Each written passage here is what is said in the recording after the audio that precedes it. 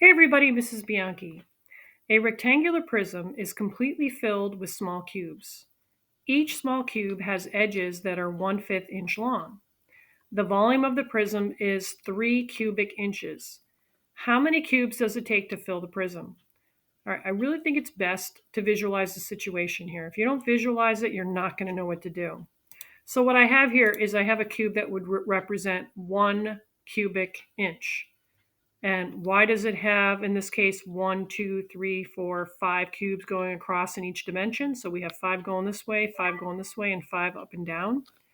It's because this cube right here is supposed to represent that 1/5 inch long cube. So I just made a copy here and pulled that off. Now that means that this blue line here is 1 inch. That means that this is 1/5 of an inch. The edge of that smaller cube is 1/5 of an inch. Now, what they're talking about here is they're talking about putting 3 of these together, right? 3 of these.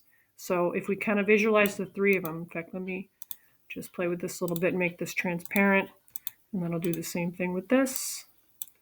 Let's make this transparent so we can kind of visualize the situation. So what they're saying is that we have a prism that might have 3 of these put together. So maybe the prism looks something like this, right? Because one of these is 1 cubic inch. If we have 3 of them, wouldn't that be 3 cubic inches?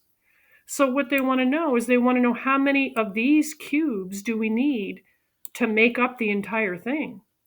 So what might be a good idea is to figure out how many of them do we have for one. How would we figure that out?